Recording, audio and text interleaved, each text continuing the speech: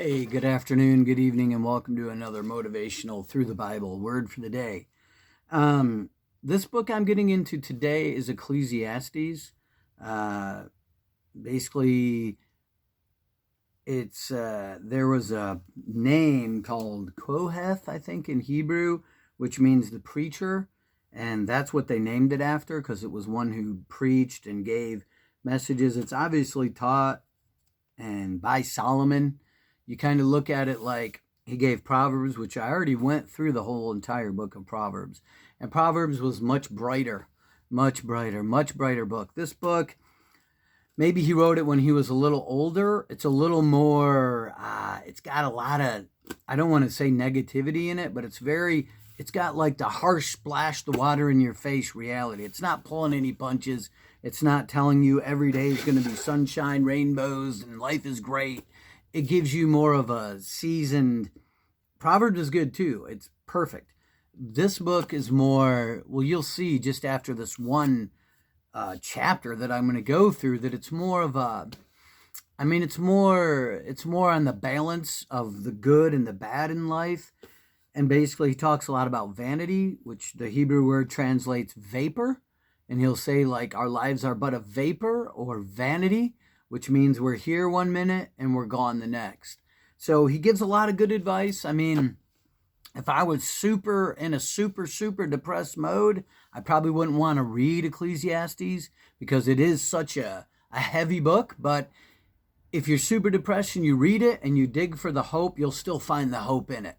But even if you are depressed, it's still good because it's going to give you still common sense to get out of your depression.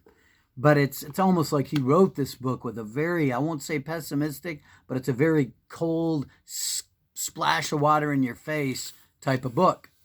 All right, without any further ado, let's go to Ecclesiastes 7, verse 1. A good name is better than precious ointment, and the day of death better than one's birth. So right out of the gate on this area he's teaching, death right there. Okay? So Solomon got a little bit, he was into like life is vain, life is meaningless. But he's saying there's a hope here too, because a good name's better than precious ointment.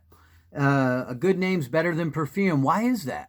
You can have perfume and smell great, but if you have a bad reputation, you won't get hired at a place of work. You might have awesome cologne and perfume, but if you got a bad write-up at work, you might get fired. Or if you have a bad reputation, no one wants to hang out with you. You won't get that job because no one's going to refer you. So a good name is better than perfume. And the day of death is better than one's birth. That's pretty harsh. Better to go to a house of mourning than go to a house of feasting. For that is the end of all men, and the living will take it to heart. So see, he's looking at the more sober part of life. He's like, it's better to go see a funeral at a funeral home than go get party and get wasted. Because the people that go to the funeral, they're like, wait a minute, I am not infinite. My life, my days are numbered. I need to maybe straighten up and get my life in order and do better. And they're like, I'm not immortal. Look, this person died. I'm going to pass away someday too. So in that regard, it's better to go to a house of mourning than to go to a house of feasting, for that's the end of all men, and the living will take it to heart. Sorrow is better than laughter, for by a sad countenance the heart is made better. So you can be all laughing, life's great, blah. But if you go through a hard time and you're a little sad, you're getting smarter through that. It's making you wiser to go through that time of conflict or pain or suffering. And it's not in a sadistic way. It's like, it's better to be sad and be considering your ways and changing and learning than just all blah, off in the winds insanity, right? Sorrow is better than laughter, for by a sad countenance the heart is made better. The heart of the wise is in the house of mourning, but the heart of fools is in the house of mirth, or in the house of pleasure. So the wise person goes to the house of mourning and considers it, but the other person's out partying, just without a care, Okay. It is better to hear rebuke of the wise than to hear the song of fools. So one good piece of advice, if you can get that, you might buy the right house. You might get a loan with lower interest. You might avoid that relationship with that girl that's cheated on every guy she's ever been with because one guy quietly tells you, hey, man, pick a good woman, and you change your mind, or the Song of Fools. You can be listening to that. So this is such like the book of Proverbs. It's antithetical. You have a couple antithesis themes here. You got the contrast of the quiet word of the wise man contrasted with the boisterous song of fools. So it's ingeniously written, and it's obviously inspired by God, of course. It's better to hear the rebuke of the wise than for a man to hear the song of fools. For like the crackling of thorns under the pot, so is the laughter of a fool. This also is vanity. Surely oppression destroys a wise man's reason, and a bribe debases the heart. Another translation I read, that extortion can ruin the best judge, and a bribe can ruin, a man. So that's why these things are illegal, because a person of great character might be corrupted by extortion or a bribe. Those things are terrible. You always got to deal honest and fair in all your dealings. The end of a thing is better than its beginning. The patient in spirit is better than the rash or the proud. Do not listen to Do not hasten in your spirit to be angry, for anger rests in the bosom of fools. Do not have a short temper, in other words. And this is something that I have to work on. It's just, and in the day and age in the society we live in, where we're all working 2 jobs and going to school, or we're all working 2 jobs and we're raising a family, or we're working 80 hours a week and raising a family. You can look at, my theory lately has been taking things off your plate. If your plate's super full, try to find one thing you can take off, at least for that day. Get that 20 minutes of sanity, that 20 minutes of downtime. If you find your fuse is really short all the time, maybe it's time to step back, go look at a pond, pet a puppy, fly a kite, do something. Because it says here, and I know we all know the practicality of it, because you're mad, you break something, and then, wow, man, I needed that. It's broken. So, do not hasten in your spirit to be angry, for anger rests in the bosom of fools. Do not say, why were the former days better than these? You do not inquire wisely about these things. It's kind of like he's saying, why don't you be content with what's going on? Instead of just thinking, oh, the last days, earlier days were better. He's saying that's not right. Wisdom is good with an inheritance, and profitable to those who see the sun. For wisdom is a defense, as money is a defense. But the excellence of knowledge is that wisdom gives life to those who have it. So you may think, man, I'd rather have money than brains or wisdom. Man, I have money, and money is a defense. Yeah, you can see it. Like someone gets a ticket, they just pay for the ticket, or they, I don't want to get political, but even in our political current races, people just, with billions of dollars, just buy their way into campaigns, So, but he goes on to say there's something better than all that, and that's knowledge, doing what's right. Why? But the excellence of knowledge is that wisdom gives life to those who have it. You can look at people who are on a dead-end road, man. If they continued using heroin or drugs or cocaine or driving drunk every day, they would have died. But they had the wisdom to say, wait a minute, this is bad. And so they stopped. And that led to life. So the thing is, wisdom, its benefit is that it saves the souls of those who have it. But fools mock at wisdom. Fools are like, you stupid. Who cares, man? Consider the work of God, for who can make straight what he's made crooked? Now, that's a good thing. God's all powerful, and we all make our plans, but in the end, and we should plan, we should work hard, we should do all that. But in the end, if I say have Legos I mean, I build the little Legos and I could do whatever I want with them. I built them. I built that little Lego city. Or if I have Play-Doh and I built my little clay things and I could build them whatever I want, you know. And if I build something this way, you know, the Play-Doh's not going to make itself another way. The clay and the potter, God's in charge. We're not. And people that fight against him and wrestle against him, it's pretty futile. So, but you got to know he's a good father. He's got our best interest in mind, right? Okay. Ecclesiastes 7:14. In the day of prosperity, be joyful. But in the day of adversity, consider. Surely God has appointed the one as well as the other, so that man can find out nothing that is after him. Okay, so what you do is, when you're doing good, and maybe tax season, or you've worked hard all summer and you got some overtime, enjoy that meal with your family. Enjoy that time. Enjoy the time of prosperity. Enjoy it. It's the gift of God to eat your food, to drink, to play with your kids. There's nothing wrong with that. But then when the bad times come, consider. Has not God made both? I told you, this book, it's like a cold slap of water to the face. It's reality. It's not pulling any punches. He's not coming out and saying, life's perfect. It's going to be great. Go have a great life. Yay. It's like a seasoned. I think Solomon wrote this obviously a little later in life. Maybe some of the Proverbs he wrote earlier when he was all happy and excited and cheerful. And this is a little seasoned book. It's got them little peppers of, it's got the bright light spot and then, there's that, yeah. But he's saying there's benefits in those times of poverty. You can learn from them. There's benefits in going to that funeral. There's benefits in that time of sorrow. So God made both, right? Okay. Ecclesiastes chapter 7, verse 15. I've seen everything in my days of vanity.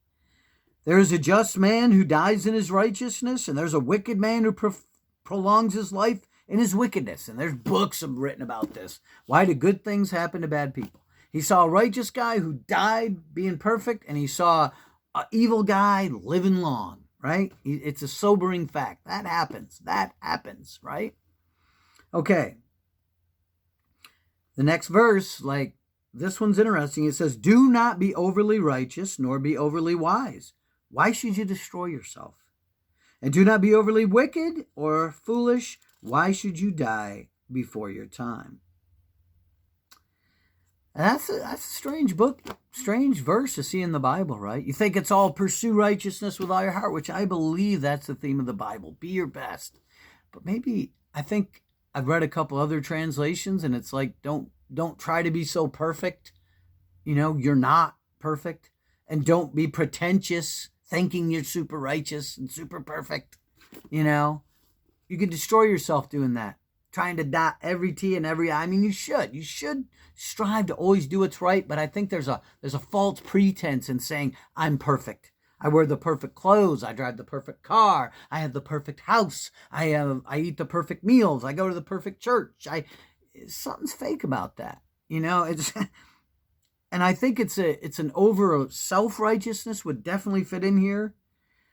But I think he's also saying you got to burn yourself out. I have a library of Bibles here. I got a library of Bibles, books, college books, everything, right? Learning never ends. And Solomon, at the end of this book, he's like, it's wearisome to the soul. You're never going to know it all. Fear God, keep his commandments. Bam, that's all you need to know. Have a good day, right? But he was wise enough to at least put this in here for us. But if you find there's a better translation or a meaning to this, just leave it in the comments. This is a great verse. Ecclesiastes chapter 7, verse 16. Do not be overly righteous, nor overly wise. Why should you destroy yourself? And then number 17. Do not be overly wicked, nor be foolish. Why should you die before your time? In America, we kind of got this theme of, the party hard, die young. James Dean, man, awesome, good-looking actor, movie star, drove fast, lived hard, died. It's sad, but he did.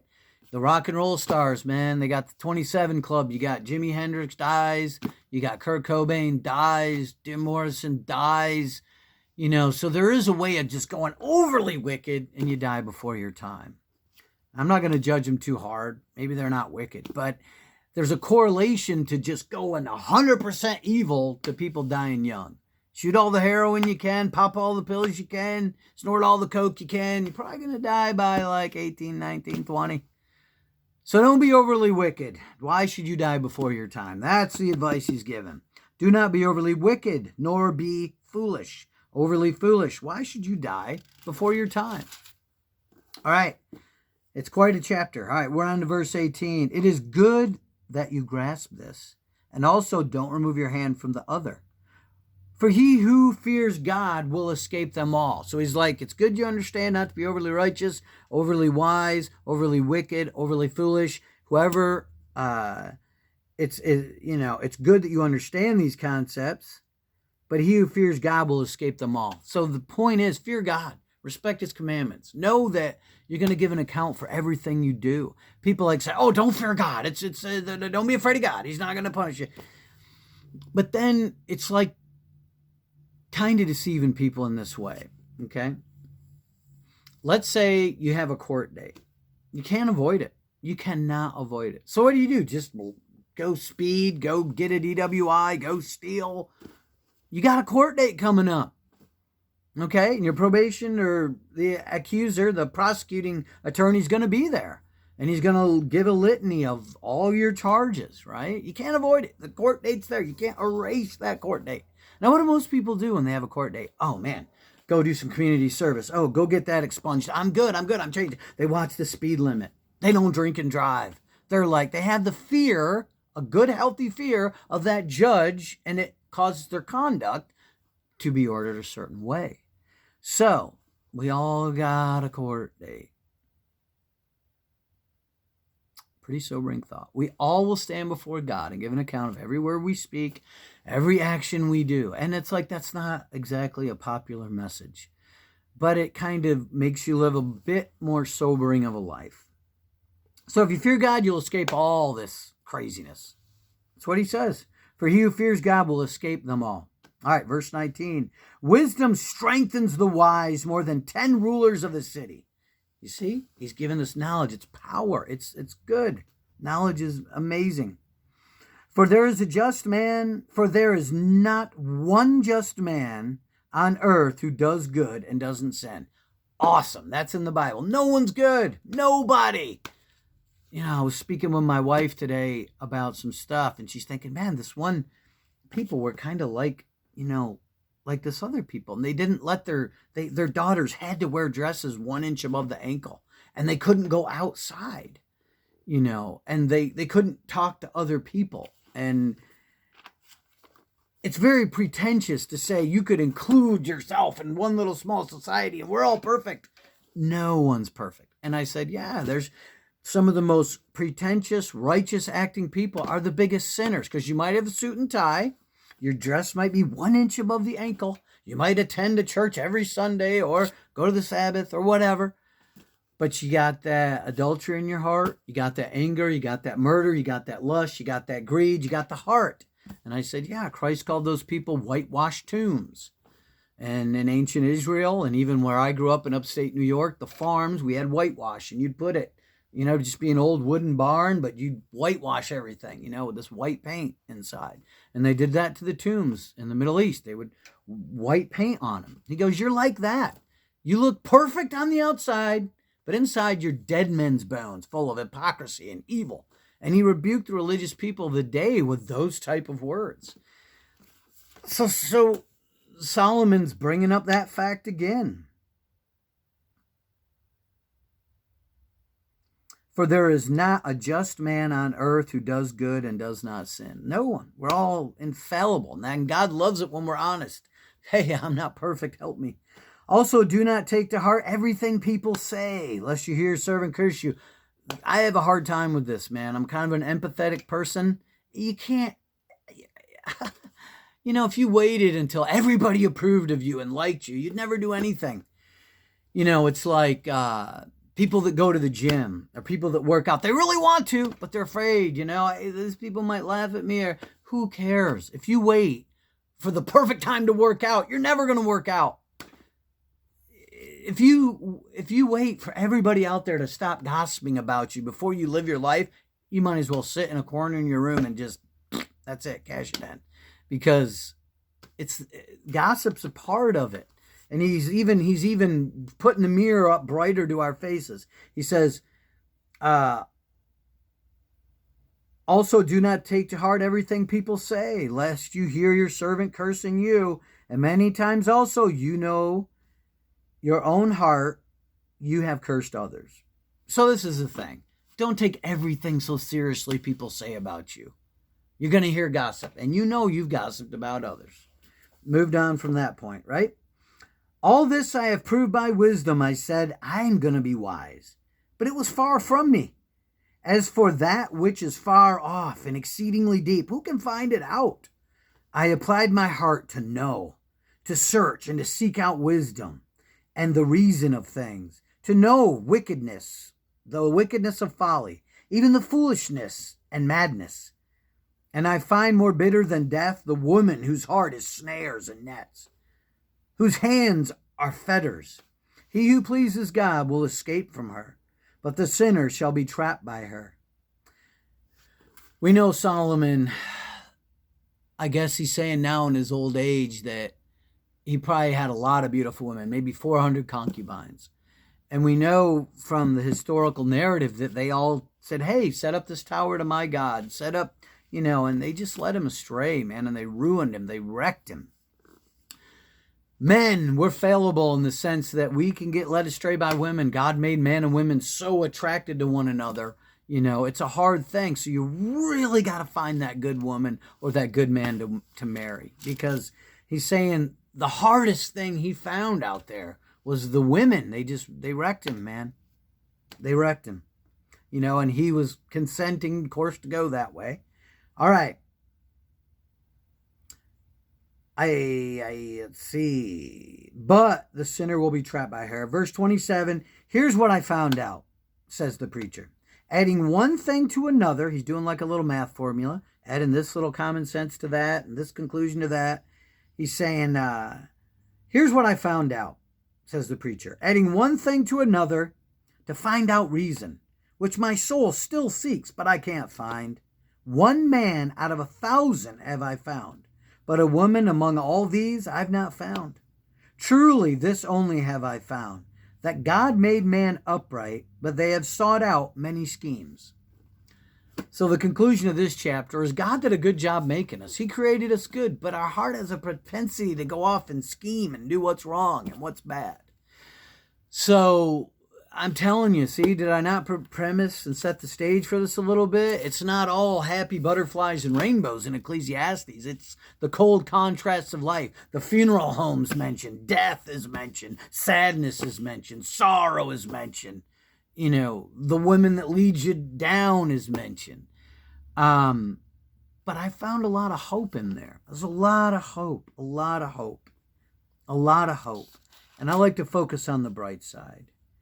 And there was a lot of hope in here. Better to hear the rebuke of the wise than hear the song of the fool. So now we know this. And we also know, he said in there, that wisdom will save you from death. It's life. So hearing these things makes you a little smarter.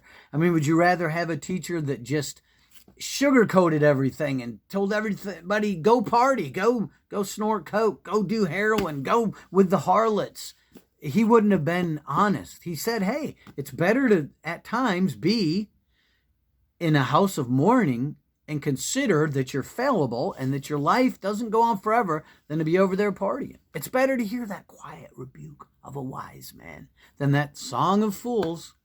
So it's a good book. I would like to do possibly the whole book. That's a huge undertaking, but I wanted to share what I got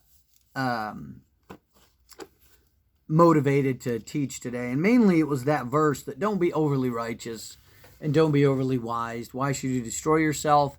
And don't be overly wicked and overly foolish. Why should you die before your time? Because I really wanted to find where that one was in the scriptures and study it. Now, down in the comments, if you want to do your take on that, remember it's in Ecclesiastes 7, and really find out what does it mean by that. I think we kind of went over it pretty well. I think we got a pretty good grasp of it. Have a great day. I hope this motivated you. Take care.